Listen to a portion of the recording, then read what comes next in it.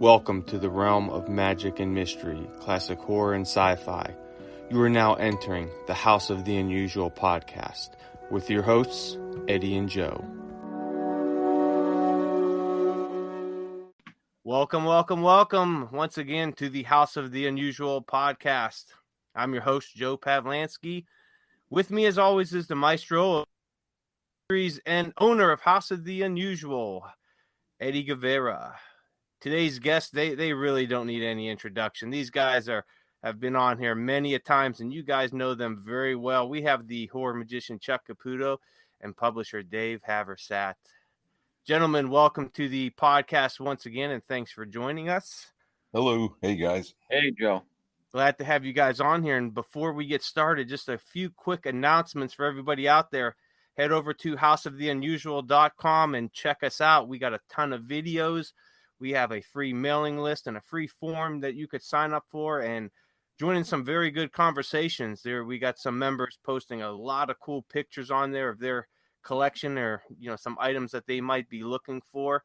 And then also we have some friends of House of the Unusual. You should definitely check them out. We have Todd Machin and the Sea Monkey store. So head over to sea-monkeys.com for all your underwater sea monkey needs. And we have, let's look here, Stupid Comics Magazine, and that's stupid spelled STOOPID. And there are 4 issues out of this magazine with the 4th issue, because it goes 0, 1, 2, 3. So the 4th issue is due to drop anytime. And this is a really cool black and white comics magazine, little mashup of Mad Magazine, Cracked, and The Far Side all rolled into one. And man, the issues are funny. Also, check out, what do we got here? Here we go. 1878press.com, the publishing website of Dave Haversat. Check that out. A lot of cool books on there that you could find. Also, mymoviemonsters.com. Check out Scary Monsters number 122. I have a current article in there on the Three Stooges and one of their, 2 of their horror type themed comedy skits. So check that out. Issue number 122 is out. It's also at your local store. So let's get started here. We got some great conversations ahead about magic. And you know what, Dave, you haven't been on for a while, so I'm going to turn it over to you first, brother, and just tell everybody a little bit about yourself if they've maybe never heard you. Where, I know you have a few different websites out there. If you want to give that out and tell them a little about yourself and maybe, what's new from the last time we spoke. Sure, Joe. I appreciate it. Well, yeah, my name's Dave Haversat. Basically, everything I do as far as a career for many, many years is in the magic field. I used to be more of a performer, but I haven't performed magic in some time professionally. Basically into manufacturing magic, selling it wholesale and retail trade, and publishing books on magic. And pre-COVID, would go to a number of conventions and sell my wares and so forth. So, that's basically, my background is it's in the magic field one way or the other. I know Chuck is also, he's a manufacturer and has a great mind for coming up with things.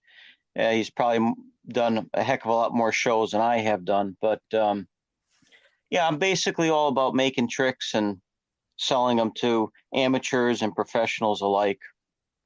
Awesome. Very cool. And we'll get more into all that as the podcast goes on. So Chuck, I'm going to turn it over to you, brother. And same deal. Let everybody know what's up.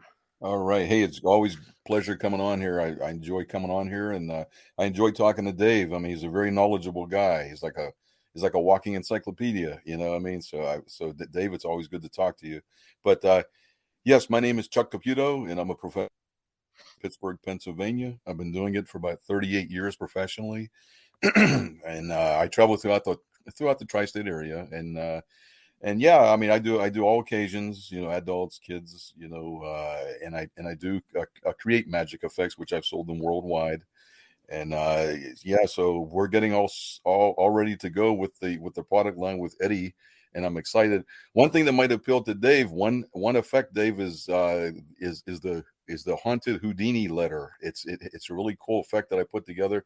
I think you'll get a. Yeah, I can't wait to see it. Eddie's told me a little bit about it, so it sounds cool. Awesome. All right. Well, guys, thanks for joining us. So, Eddie, I'm going to turn it over to you. I know there's a ton of new stuff that's brewing over at the House of the Unusual. So, let us know what's going on. Well, the first thing all is that as we just kind of finished getting together the entire line of products, not the entire line, what we have for now from Chuck, which is composes of about a total of about between 7 and 8 different magic tricks. There's going to be 2 lines. One's going to be a more, cheaper version of the products, and then we're going to have a deluxe horror edition. They're all going to be introduced in the next couple of days. I'm going to set the actual date of the live broadcast when Chuck is going to come on. I'll be saying it probably by next week in the next podcast when we do it. Now, one of the questions I wanted to ask, and this was very interesting, a while back, Dr. Saab had contacted me, and he was interested in a little character that was appearing in a lot of the early magic tricks. And I thought it was kind of interesting because I've seen the character a million times, and I said, you know what, Dr. Fob, I got to pull my sources because you kind of got me on this. And I called up Dave and I emailed him one of the photographs. And Dave, you told me a story about a guy named Jules or something that was back when you were with SS Adams. Can you collaborate a little bit on that? Tell us a little bit about that again. Yeah, I mean, he was well before my time, but back when, SS Adams had started in 1906, it was basically just a one-man operation with Sam Adams. And as time went on and he got older and the company was very successful, he was looking for someone else to come in, maybe with new ideas. And there was a gentleman named Jules Traub. And Jules came on board as a partner with SS Adams. And there was a lot of disagreements, I guess, kind of early on, but they plowed through it. Despite that, there was so much animosity, and I don't really know all the details about it, but Jules Traub left, Neptune, New Jersey, Asbury Park, New Jersey area. He went to Chicago, and he started a business called Fun Incorporated, what is known as Fun Incorporated today. At that time, it was Royal Magic, and he basically took the ideas, like the bug in the ice cube and a lot of the jokes, and that, of course, infuriated SS Adams, and because they felt that they let this outsider in, and then he took all the ideas and he started his own company, which became Competition. So years later, what ended up happening was Jules Traub sold the business to a guy named Graham Putnam, who ran it for many, many years. And when Graham bought the Royal line and Fun Incorporated, he also bought what was called Fish Love novelties, which made the chattering teeth and the giant sunglasses and that type of thing. So again, they were still competition because we were doing the jokes and magic, but Adams developed a good rapport when Jules Traub left, and they would make our plastic items like the magical block and that type of thing. And then we would make coin items and metal things for them. So when I became part owner of SS Adams, we were in contact every day practically with different projects and purchase orders and going back and forth. And so it was just kind of a story about, how one company started from another, but then in the end, they both got along, and they were there was competition and competitors, but it was friendly. But that character that you showed me, that goes like way back, or what I think it is, and that's the Royal line. And that little character then developed into what was known as Hokey, which is like which is still a mascot with Fun Incorporated. They're still in the Chicago area. So that's what I could tell you about that information, with Yeah, Adams. yeah, that information, yeah, because when we had mentioned that, which it kind of shocked me, I didn't realize even doing business with them that Franco American Novelties was way back in 1910. You kind of opened my eyes on that. Um, and as I have told a lot of the people, Franco American Novelties was actually my first creditor when I had my magic shop back in 1989. And Bob was really cool with me because he allowed me to get my first line of products that I sold from them. And when I had a special a while back on an unboxing I did for the YouTube channel, Dr. Saab had looked at it and he was shocked that I had so many Franco items. And he's like, "Oh my God, I collect this." So that's how it came into question with the little character, because he was looking through some of his old novelties and he seen the character in a couple of things. And he kind of made it, everybody go for a drink now. Everybody kind of like me searching for the 7-foot robot plants, Take a He drink. goes, "Eddie, I have to get this, But anyway, Dave, the other question I want to ask you and Chuck, and this is an important one because I know I've talked to both of you and you both had pretty interesting stories. And I think our listeners will love to hear this. What is the best stories? And you can tell when you were on the road traveling with magic and performing magic, and what were the funniest or the strangest happenings you had? And which are the best peoples to hang out with, magicians or ventriloquists?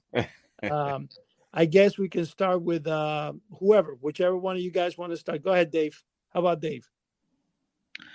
Okay, well, as I said in the intro, yeah, I haven't performed a live show for quite some time. The ones I do now are kind of just really like for charity type things, like muscular dystrophy or something for the Shriners or St. Jude. But when I was growing up and I got into magic, I fairly early on as a teenager, I was doing kids' birthday parties and things. And then as I got older and was in college, I actually put myself through college doing magic shows on the weekends. And it was around that time I opened up a magic shop and was booking shows through the shop. And then I would get, you get these agents that book different things, clowns and jugglers and different events. But I remember once I was hired to prize party for this girl that I guess liked magic. This is what the agent was telling me. And her friends are going to be there. They're going to throw the surprise party. So I said, okay, sounds good. And it was pretty decent money. But the catch was that it was at a Rite Aid pharmacy and they were going to surprise her on her break and go in the back room. And I was to do magic and so forth. So when I get there, they're looking at me because I've got my magic and so forth, and they're looking at me kind of strangely. And I go in the back, and the long story short is, it's kind of a long story, is they had not hired a magician, but they had hired a stripper. But the agent had it all screwed up, So here I am, and and I don't know how they thought they were going to pull this, off in the back of a pharmacy, but I guess the manager and everyone was involved. So I'm there, and I was doing like card tricks and close-up type stuff, and they're just staring at me like, well, what's next? Wow. Yeah, so it was an interesting conversation on the way home with the agent. But so that story always stands out. There's been other things. I used to do dove magic, and a couple times, I've had mishaps where I was performing at a fire department. They have high ceilings, and the dove would fly up in the rafters, and Oh yeah. I've been outside, and the doves fly away, and then 3 hours later, Well, they call me, the people that I was at the party, and then I'm traveling to another show, and they're trying to contact me saying, "Hey, your dove came back. It's here." all right. Dave, my question. Yeah. Did you give them the rest of the performance? Well, was a lot younger, and I remember one of the girls saying, "Well, you got the body for it. You might as well do it. You're here. And I said, "No, no." No wonder why the money was so good.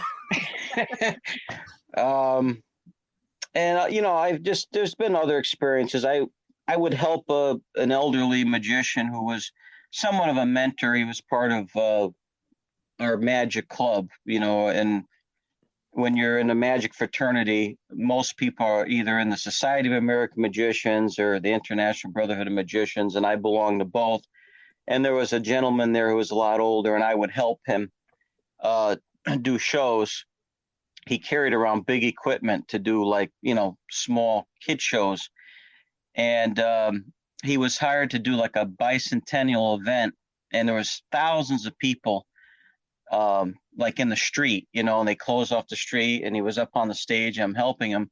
And he had this thing which would look like a giant saw, like a lumberjack saw type thing. And the Chuck may not know who this guy was, but there's a guy named Phil Moore, and he built these elaborate metal illusions. Not many of them, very few. He only made 6 of each, and then he would move on to something else.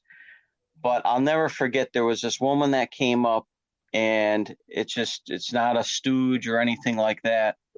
And it's not an assistant, it's just someone picked from the audience. This woman comes up, and we're going to saw her in half. And my friend Willie, his name was Willie Liberty, I grab one end of the saw, and he grabs the other end. And as we're sawing, there's a gimmick in the blade. Well, it totally sucked up she had silk shorts on, like low cut shorts. It just totally ripped them off. And she was just left there in her and as we were going back and forth, she was going, "Ow, ow, ouch."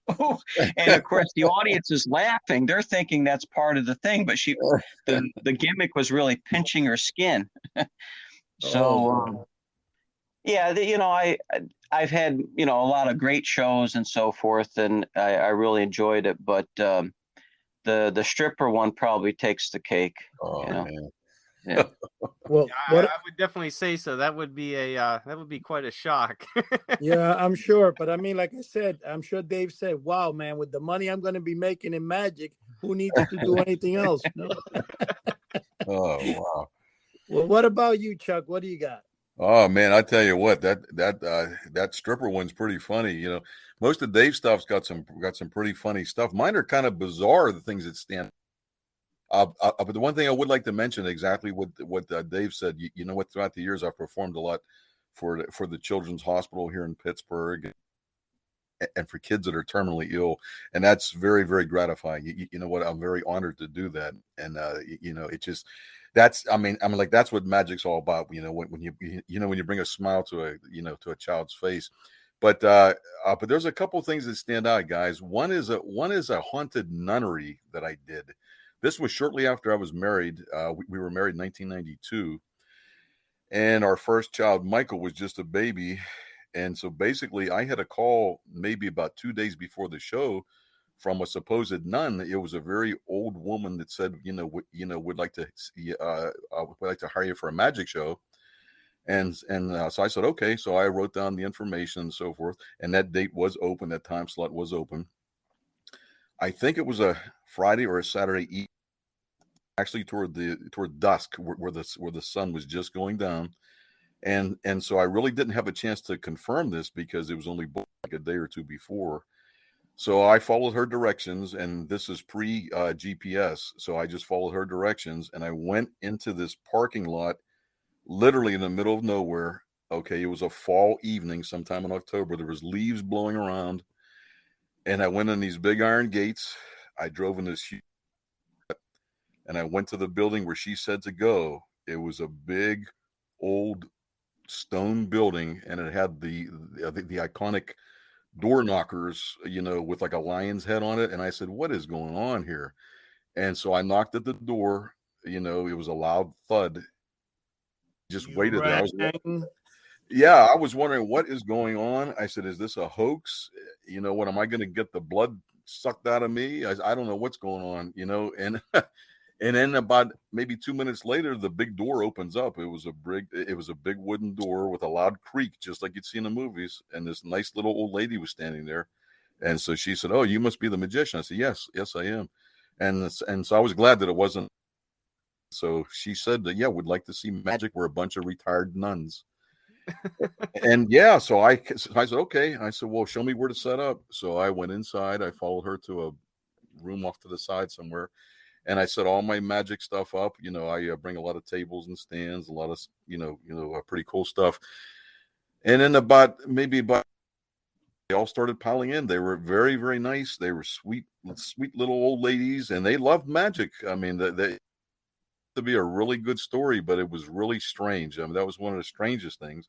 The other thing I can think of was I performed a magic show for no audience, if you can believe this. All right, this was probably 20 years ago. The woman that hired me, she was kind of sketchy, but she did give me her name and everything, and I didn't have a chance to mail a contract, so I just took her word for it. About 2 days before the performance, I tried calling her and calling her. It always went to voicemail, and so I just showed up to the place, and this was an exclusive, like a country club type of thing. So my wife and I went inside, and yeah, so they said, yeah, it's in the back room, and so I went in there. There was tables set up, place, but there was nobody there, absolutely nobody. And so I thought that was a little strange. I was about an hour, prior to the show starting, so I could set everything up. So I started setting my apparatus up, and it's about maybe 15 minutes before the show is supposed to start. There's nobody there. It was still vacant. And my wife, I said, "What is going on here? Somebody should be coming in." And then at what's supposed to be the showtime, a few band members come in. These guys were setting up for the band, and I said, "Do you know the person that hired us? I can't seem to locate her." So they said, "Yeah, we can't get a hold of her either." So it's about 20 minutes later. They're setting up. I'm done setting up, and there's nobody there. Finally, about a half hour later, the woman that hires me comes walking in. For some reason, I can still remember that. And I said, "Christina," I said, "What's going on? There's no audience." And she said her and her husband are going through a bad divorce, and it's a very bad divorce. And he's a very wealthy man, and he talked to members of her family and friends and said, "Do not show up to this party." And so she told me, "Chuck, why don't you just break down, just pack everything up? I'll still pay you." I said, "No." I said, "We could still make this work, Christina." I said, "How about if the band members and yourself sit down, watch my show, and then my wife and I can sit down with you, and so we could hear some music from the band." So that's what we did. So we kind of turned a negative into a positive. So it was just her and maybe four guys that sat there, and they watched our show. And then when I was done, I just sat down with my wife, and we watched them play some music for a while. So it was a very strange experience, but it did actually. That's pretty cool. At least you guys, figured out a way to make it work, and Yeah. have to just pack back up and leave. Yeah, that's pretty cool. Yeah, I felt bad that the woman was going through that. And since I was all set up, I said, "Listen, I don't want to just break down." I said, "Let me do the show. And so the band Chuck, had. she could have asked you to strip for her. Yeah. Yeah. I don't think it would have won too well there with the wife there. Yeah. Yeah. But here's a question, Chuck, about the whole thing. This wasn't in the first haunted house you were in, right? No, I've done some I've done some shows in strange places, throughout the years, and I think I told you guys in like an earlier podcast when I was a kid, I actually grew up in a haunted house where there was footsteps, and so forth. And even when we bought the house we live now, I mean, the fans would turn on, the ceiling fans, when we'd go up to sleep. The back door, which was my office at the time, was wide open. And I'm like almost paranoid. I always double bolt everything, and it was just, yeah. So I've actually experienced paranormal activity, and I've performed in some strange places throughout the years. That's for sure. Is that your start of a horror magician? Yeah, maybe. I mean, It was the only other thing I can remember, guys, is like people in general wants to perform at a private party, whether it's close up or an actual, maybe like a little stand up show. You know what I've heard arguing, fighting in the back room. So it's like, yeah, so it's like, oh man, you know what? I just go about my business. I just do the show, and I don't hang around. People always tell me, hey, come inside, have something to eat. I'm not there to eat. You know what? I try to keep it as professional as possible. You know what? I don't want to get involved in some crazy stuff. Like I said, people argue, people fight. I mean, this is the real world we're in. I mean, there's no one has a perfect life, and yeah. So I've overheard a bunch of different arguments, and and people get drunk at certain things and they start arguing or whatever. I just back up and get out. My other question I wanted to ask Chuck, and this is kind of funny. It's I guess this applies a little bit more to you than it would for Dave. But I don't expect you to answer it because of the situation. You're still a performer. Dave, in your line of performing when you did magic, and I know you guys dealt with both ventriloquist people, magicians, and stuff. And like I said, Chuck, you don't need to elaborate that much. You still are a performer, What would you say would be the better person to get along with if you're traveling down the road with them? And Dave, I guess I'll ask you first. Well, I've never really gone to ventriloquist conventions or been on a show with one. I put on a magic convention once, which I was like the promoter, and I had a ventriloquist, and that was about, as far as it went. But I've worked with like clowns, and I know people like clowns and so forth, but I and they still I've had scare you? well, they don't scare me, but it's it depends, on how professional. I guess the same with magicians or any, whether you're working with a band or whatever. But there's something about clowns that they're they're always trying to upstage you, or interrupt your show and so forth. But you got to be professional and get along with everyone. But doing conventions and so forth, I mean, like it's like anything. If you're into model railroading or Star Trek conventions or whatever it is, that's like the hardcore of the profession or the hobby. And I think in every category there's people who are they're strange. There's no doubt about it. I made this trick. I still make it. It's called the color changing rope. That was something that was invented by Art Khan of Xanadu many, many, many years ago. And when I took over the business, I still make them to this day. It's a white rope changes to red or blue, or you could make them vice versa. And I sell them at conventions because sometimes at a convention you get people who are really entry level as well, the very basic, and that's a very easy thing for someone to learn. Well, there's a guy that I know who's at every convention, and he bought this rope, and he couldn't figure out how to use it. I had to keep on showing them over and over and over again.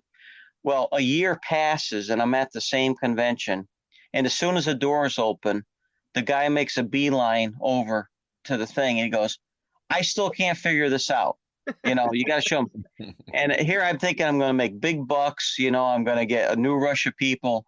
And I'm fiddling with this guy for 20 minutes, showing him this thing I sold him 365 days earlier, So you get strange people and, in all areas. And I'm sure Chuck has had experiences as well. Well, real quick, I've got a story about clowns they're pretty funny because my old house, I used to live next door to a girl. She was a little bit older than me, and her father was a clown. And yep, he had probably been clowning for over 40 years because I remember him, in the early 80s, doing birthday parties and stuff. And he did, his clown stuff, the balloon animals and, real small magic stuff, for, little kids. And he still does stuff for birthday parties and, events at hospitals and all that in schools, and really nice guy. And I tell you what, his act is still, very good and very, when I seen it a few times as an adult, very nostalgic. But anyway, so his daughter lived next door to me, very nice family and all that. And I would talk to the dad, when he would come over there, and he would talk about fishing and hunting and, just, different stuff, yard work and all that. We'd have a conversation, but there would be a few times, and, I'm not afraid of clowns like, everybody else is, it's just, an act and all that. But there's a few times that he would come over there in his full, clown outfit, makeup and everything. And he'd catch me and, hey, Joe. And I, hey, say hi. And he'd come over there and, he'd have serious conversations with me about fishing, yard work and all that while he's in this clown outfit. And I'm just thinking, like, this is just, if any, like, this is just crazy. This guy's standing in the middle of my yard, full clown regalia, and here we are talking about fishing and about lawnmowers and yard work. And it was just, I mean, I was trying to look at it from the outside in, and I'm like, man, this is just crazy looking. You know something, Joe? Now that everybody bought in the clown, there was something very interesting, or not interesting, but wait, hold on, I'm getting a double. Okay, everybody can hear me there? Yeah. Okay, I'm hearing an echo. I don't know if it's me, but anyway, what happened is when I opened up my magic shop, there was a guy I met, a Hispanic young kid, and he actually went to clown college. I think it's down in South Carolina. And what he did was, when I had my magic shop, we kind of made out a deal where I would book shows for him, and he performed both magic and clowning. And this guy, believe it or not, it sounds crazy, he's still in business to this very day. And the way back then, I remember he used to wear the dinosaur suit, the purple dinosaur. What was his name? Barney. Barney. Yeah. And it was kind of funny though, because he would. I think the charge was like $225 for the first half hour or hour, and if I'm correct, I think it was $75 each additional hour. So, he gave me, I think it was $50 for each show I book him. And I would book him every week, a couple of shows, and it was pretty cool. It was funny though. But now that you guys mentioned the clown, I remember that story in particular. But another thing I wanted to tell you guys, now that you mentioned clowns, is my son is about 4 years old. Man, the last time I had seen an actual circus under the big top was probably in Cuba at the age of 4. Wow. Never been to one in this country, right? I'm so excited to drive past Monaco, New Jersey, and see a sign saying that there was a circus that day in town. I shot down to the circus, and I was there about an hour up before they set up. And I'm like, wow, this is fantastic. And I go back with my wife and my daughter and my son, who's about 4. And I picked the seats right in the front. I paid, I think it was like, I forgot, $13 or $20 a ticket. And I'm inside this tent, which I always wanted to do since I was a kid, be inside the big tent. What I found really interesting was the fact that the tent was so hot and humid. But I was like, okay, yeah. I didn't know that it was like that, right? So I'm excited sitting in the front. Out comes a clown. My son screams, and they asked me to move to the top of the thing. I was so pissed. Okay, so they literally asked me and my wife to move to the top of the arena. And I'm kind of mad because I'm like, what about my money? You're going to refund me the difference? Wow. But anyway, I went up there and I still enjoyed the circus. And that was actually, you could say, the first and last time I actually been to the big top circus like that. But I've always enjoyed that. And it was kind of funny when you guys mentioned the clown there with, or Dave, how you started the conversation with clowns. But that was an interesting story. Now, Chuck, what do you have? Well, I tell you what, I got a lot of clowns in my family. I really do, but that's another story. But you know what? I'll tell you what. In all seriousness, though, I give clowns a lot of credit. I mean, they put that makeup on, and it's hot, man. I mean, personally, I would not like to do that. I mean, I sweat enough without the white stuff on the face and everything. But I do give them a lot of credit. They're strange people in all categories. I've been fortunate enough to, to go to certain conventions, and I had a great time, and I belong to the local, the rings and so forth, but there is a few people that have egos, and that's with everything. It shouldn't be like that though. What I always look out for, like a young kid that's coming in there that really doesn't know anybody, I kind of like to I kind of like to talk to someone like that, and I like to show them a few things and everything, because like that brings back when I was a kid. I mean, I was very, very poor when I grew up.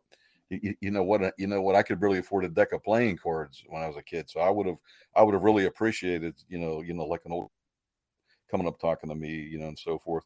But yeah, you know what? And I am a ventriloquist. You know what? You could probably find a couple of my old videos on YouTube of me. I did that straight for about 34 years. I would end the magic show with some ventriloquism. In the last couple of years, I kind of omitted it. It was just too much to carry around. I mean, I'm not getting any younger, and I bring a ton of stuff as it is. So I kind of omitted the vent work. As a matter of fact, I have to update my contract. It says that you've hired magician Chuck Caputo for a combination magic and ventriloquism. I just scratch out the ventriloquism. So that doesn't look very professional. I got to actually update these contracts. But you know what though? But ventriloquism is it's an amazing art. You know what? I'm a big fan of it, and it's a really cool art. Personally, I always liked Paul Winchell. I thought he was probably one of the best ventriloquists that ever lived. And he was just very creative. He talked very well. His lips never moved. He did a distant voice over the telephone, which is a phenomenal feat. But Edgar Bergen was very good in his own right as well. But he was on radio. When he came to TV, his lips did move, but he used a lot of good comedy material. He was so funny that you really didn't even notice his lips. I mean, he had top of the line comedy writers, which is important. First vent figure in 1984, which I'm sure Dave would know this guy from George Schindler, and he's still alive. Yeah. I think he's in his 90s. He ran a company called Showbiz Services in Brooklyn, New York. So he actually made my first vent figure. Then the second one I got was from Howie Olson, which I forget which state he's in. He was in at that time, Oklahoma, maybe. But he was an old time vent maker, and so he custom made me a vent figure, and I picked up a couple else, like a few others along the way and so forth. And you know what? I've even tinkered with building a few of them. I played around because I like to build stuff. I like to keep busy when I'm not doing shows. But I think all groups, whether what you belong to, there's a few strange people here and there. And it shouldn't be that way because everybody should get along. Hey guys, now speaking of strange individuals, since you guys have performed a lot, do you have any stories on maybe some audience members that were maybe a little bit more than desirable at your shows, that maybe put on a show of their own? Yeah, you know what? Throughout the years, adult shows around Christmas time. I mean, people drink. They drink a lot, and the women. Sometimes the women get a little crazy, and they'll come up and kind of get a little flirtatious, which is kind of funny in a way. One fire hall had a big dog. It was they kept the dog there. It was a Great Dane, if I'm not mistaken. And this one woman come up, she was drinking a little bit, and she kissed the dog on the side of his face, and he had big red lips imprinted on. So throughout the years, you know what, you do run into some crazy stuff. There was a trade show I did where they hired a robot. It was pretty cool. It was the actual robot from Rocky 3 or Rocky 4. I can't remember which one, but it's a really cool robot from Switzerland. And the women were, some of the women were getting kind of intoxicated, and they were dancing with it. So they were like climbing up on top of it. It was kind of funny. I was doing close up magic, going from table to table, and everything. But throughout the years, I mean, you do experience a lot of stuff. I mean, but like you said, Joe, you have to roll with it. You can't let it distract you. You got to continue on with your job. I think most people mean well. I mean, there's a few, that maybe don't, but I think the majority, and thank goodness, the majority of the shows I had, the people were very, very nice. Cool. Chuck, Dave, what about you? Have you had any good stories of any ornery crowd members? I mean, Chuck mentioned, if people are drinking and so forth, then it could get out of control. There's sometimes individuals that may try to mess up what you're doing, or you try to select certain people if they're going to help and so forth. But if you ask for audience participation, usually, you'll select someone, they look like they're uncomfortable, or they don't want to come up. You don't want to embarrass them and have them be part of it. But I remember once, saying something like, I need a volunteer. And I had like, 6 people jump up on the stage, like running you over and coming up and knocking your stuff over, touching things. But that was like a New Year's type thing. And the atmosphere was rowdy. And to be honest with you, I think no matter what I did that evening, it didn't really matter because they didn't even know where they were at, and the same as I've done. I was always hired by this one agent to do convalescent homes and assisted living facilities, and those places is usually they're really great. I mean, their job is very demanding, and it takes a special person to work at one of those facilities. But when you first start doing like a convalescent home, you have to get used to it because sometimes there's an audience there, but they're not there. I remember my first time saying when I left there, I said, I don't think they even know what I was doing. Half of the people are looking to the left or out the window. They're not looking. They're not looking directly at me. And it's like disconcerting. But then you just understand. Or I remember a woman falling asleep, and she was snoring very, very loud, and all the people around her are hitting her like, Mary, wake up, wake up. So there's a lot of distractions in different settings. Well, Dave, they might have been awake if you did your stripper routine. That's true. Mary, wake up the strippers. I could imagine I could come and dress like an old person and throw the cane away and rip off the clothes. Yeah, I know. There you go. Hey, Chuck. How tall was that robot you were there with? He was pretty tall. I'd say about not 7 feet tall. Yeah, about 7 feet. It was pretty. So we take a drink. Yeah. I remember that robot. That was Uncle Paulie's robot. Yeah, exactly. That was the exact same one. And there was a guy, I think, talking into his wristwatch because I'm wondering who's controlling this thing. So I was kind of like following it a little bit, looking around. I think there was a guy talking in his wristwatch. He was walking like off to the side of it, but it was really cool. It was a cool robot. One more quick thing does stand out, guys. This had to be about 15 years ago. I don't take shows anymore on the major holidays, but back then I still did a few times. And one of the last things I did was New Year's Eve, just like Dave said. And this was like a German festival, and it was in a German town somewhere. And on New Year's Eve, it was about 14 degrees, maybe somewhere around there.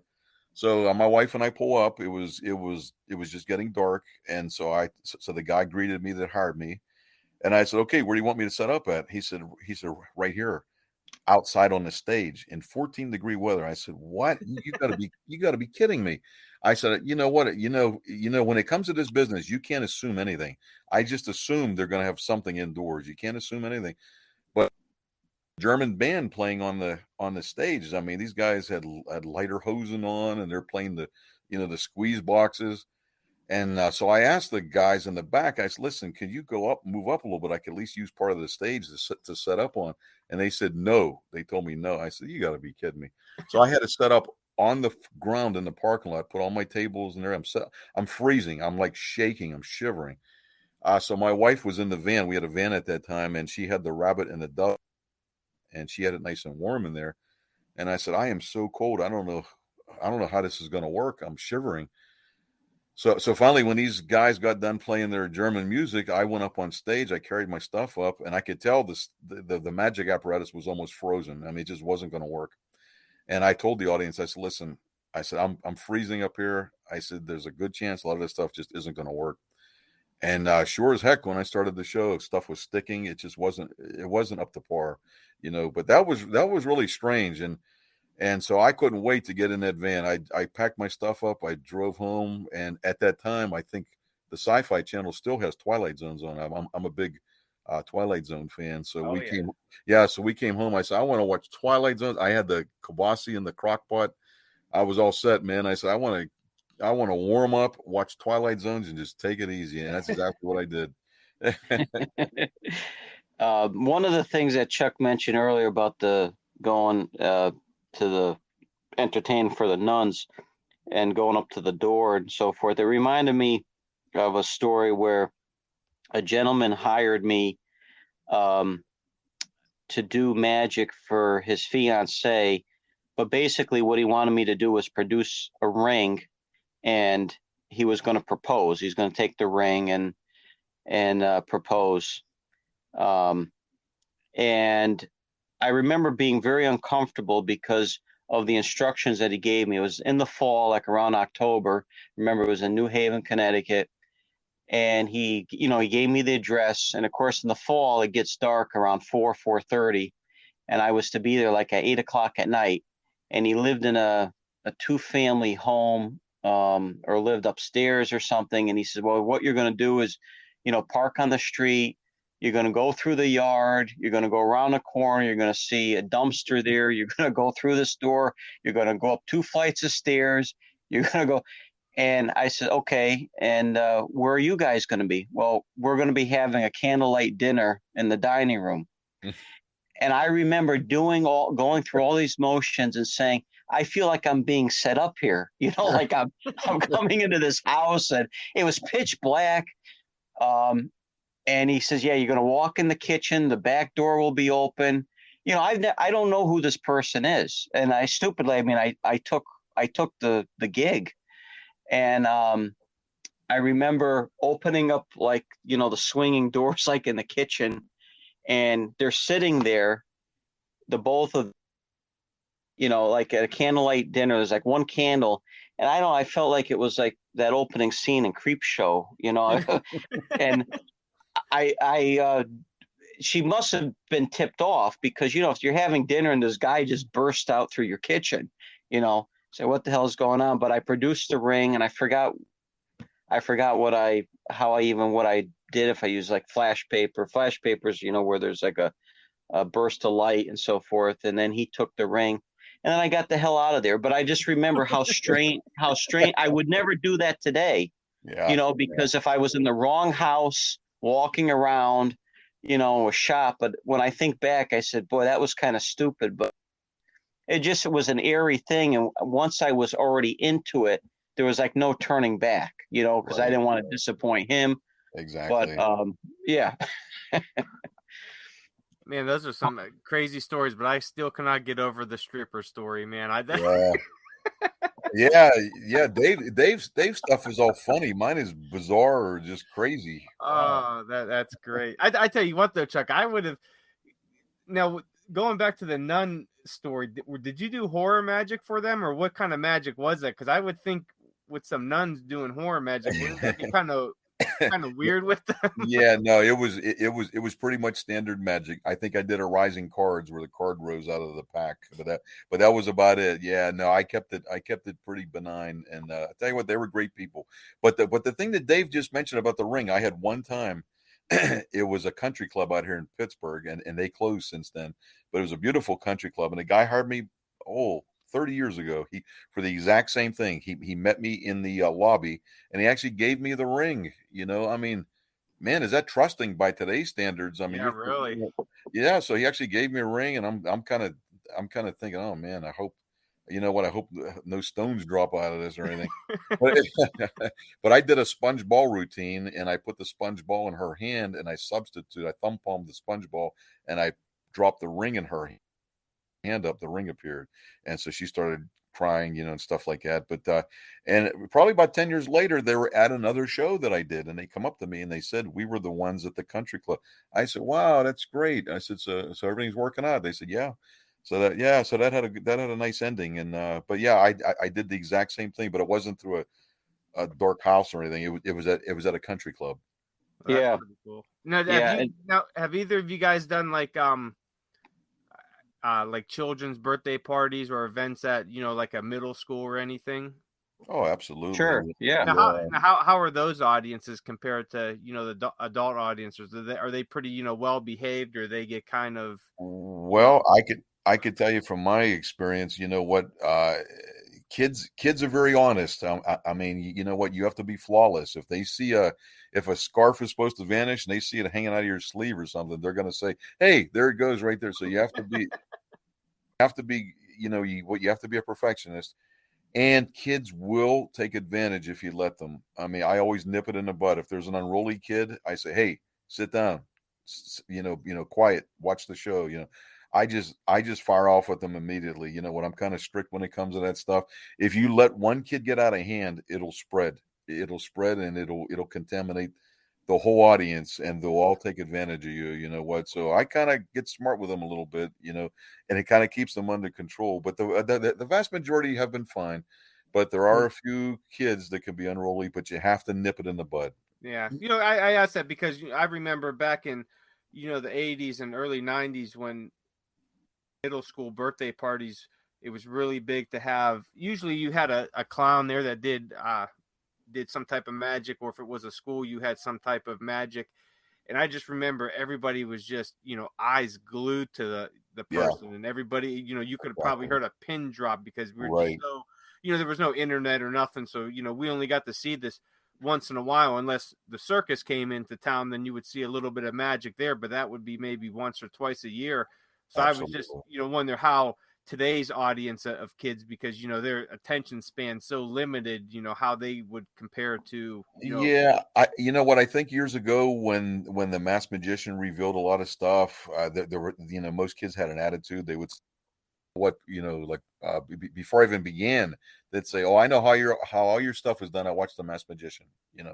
So now speaking of that, what is your guys' take on that whole, because I remember when that came out and watching it, and I was very interested in it, and it really didn't ruin anything for me, because I still, even if I watched the same trick that I knew how it was done, I was, if the performer was good, I still, enjoyed it. But I always wondered, and I don't know if we talked about it on here, what's the magician's perspective on that? What's, the community as a whole, their perspective on this guy going public with all that stuff? Yeah, if I could just take a couple minutes, you know what? I think the majority of magicians were disgusted, kind of mad. And what was strange though, the Masked Magician revealed things, but like a lot of the illusions, the bigger illusions, he didn't reveal how the common method was done. I mean, like when he did the metamorphosis, where the girl changed, where the guy changes to the girl on top of the box, the method he used was bizarre. I've never seen that type of method. So certain things he didn't reveal exactly how it was done, but then for certain stage tricks, yeah, he did. So yeah, overall, I think it did kind of make us mad, but you know what? We had the attitude, just ignore him. He'll go away, which is what he did. And nobody really even heard of this guy. It was Vel Valentino. I never heard of the man. And the one thing that did make me mad at that time, I did have a zigzag illusion I was trying to sell. Where the girl gets in the upright cabinet, you put the blades in, you pour midsection to the side. Mm-hmm. And he was just going to reveal it, like literally the next episode. And I sold it to some guy in Ohio, like 5 days before it came out. I said, thank God I sold this thing. But you know why? Because like my wife is like 5'8", and that takes a girl like 5'4" or something. So like when we got married, I said, use her. So I just had to sell it. Yeah. Now, Dave, what's your perspective on that? Well, I mean, I remember that very well when, I believe that was like on Fox and so forth, and that, it was a very popular show. Yes. And at our local International Brotherhood of Magician gatherings, we talk about it and so forth. And a lot of the illusion builders, that had maybe an exclusivity on something, they were infuriated that was happening. They said they're going to sue and this and that. But, exposés and magic have been going on for many, many years. I mean, back in the 30s and 40s and so forth, there was an uproar with Camel cigarettes doing an expose and, showing how tricks were done through basically like advertising forums and so forth. So it was really nothing new. But it was just for ratings. But I think a lot of the people that watched it, if they went to, say, Las Vegas a month later, they probably wouldn't even remember, what the method was or, what was going on, because they would watch it on TV and say, "Oh, that's interesting," and then they would just forget about it. Right. It was unfortunate that it happened, but like Chuck said, no one knew who this guy was, and when it was over, it was over. And Exactly. something like the zigzag, which is a very popular trick invented by a guy named Bob Harbin. I mean, everyone had one of those in the 1970s that did magic. It was such a popular, thing. But now the masked magician's gone. But look what we have. We have something called YouTube, and a lot of the kids go on and they'll watch, how something's done. I mean, if you type in anything practically on YouTube as far as a trick, there's someone exposing it. Oh, absolutely. Yeah. So it's just correct. part of the the times, and it's been going on forever. Yeah. Now, Eddie, what's your take on that? Because I know you have a unique perspective on it. Coming from the side that you do. What did you think about that whole? I mean, I love that particular show, but one thing I'm going to say, and this is an answering Dave. One of the things that you would find in YouTube, for some reason, even though the most magic tricks get exposed, I would say 80%, there's a minor amount that doesn't. And one of them, for example, was the Tanyo floating rock. It was done by a couple of people, but you couldn't actually see how the darn trick actually worked. And here I am trying to find out how it worked. And I wound up, because I had one and I lost it in a fire way back in 1995, I wound up giving $106 for one of those things, just to figure it out, because I was trying to develop my own magic trick, and I wanted to see, how that had worked, and it was kind of crazy. But that's what I'm saying. I couldn't find, and I've had this situation a lot where some tricks are just not exposed. They're done, but there's really, like, you would have to go on the internet, do further research or something for somebody to actually write something about it. And I found that very interesting, because most of the time you would be able to find it. Now, one thing I'm going to tell you guys overall, though, the Masked Magician, when he came on, I enjoyed the show. I thought it was kind of cool and everything, but it's like you said, I'm sure I can't even get the word out, infuriated people, got them very mad, especially people that were making money with the trade and stuff. But I want to ask you another question, Chuck, talking about this, and you had mentioned recently a magician that you knew passed away that was very old, I believe 98 years old. What was his name? Joe Capone. Yep. That's the guy you mentioned, Joe Capone? Yes, that's correct. Okay, yeah, I was wondering. And there was one particular magician, I think it was called Pinos, if I'm correct, the name he went under, very professional magician that I got to know a while back. I didn't actually get to know him. I got to know his ex-wife. And I saw, they had performed in Radio City Music Hall and a lot of places. And I was actually honored to be able to get a little bit of his collection at his passing. Dave has seen some of the stuff there. That's great. But anyway, about 800 VHS tapes, right, Eddie? Wow. Well, probably more than that. What was it? I got about 800. What is it? Linking Ring or whatever the magazine. Oh yeah, well, yeah, Linking Rings. Yep. That's from the IBM. Eddie, one thing I just want to mention, when you mentioned about that Tenyo Magic Rock, I got a story about that. When that came out, that was created by a guy named Luber Fielder. And, when you have an idea and you go to Tenyo, they make you sign a contract and all this. And if they like it, they'll pay you a percentage or a royalty. So he came out with that trick with the floating rock. But when I had my magic shop, the local magic clubs met there, the first Monday or the fourth Friday of the month or whatever. And there was one gentleman, he was from Czechoslovakia, an older guy who was an American citizen, but he still had a very thick accent. And he did a very classical act with color changing records and silks and so forth. And he would go over to the Czech Republic a couple times a year, and he would bring what I thought was exotic magic, things that you couldn't get in the United States. And I would, pay him to bring things over because they were interesting and they were like, you wouldn't see them here and the quality was very good. Well, he wanted to bring these, they couldn't get the Tenyo floating rock. So I was getting them wholesale.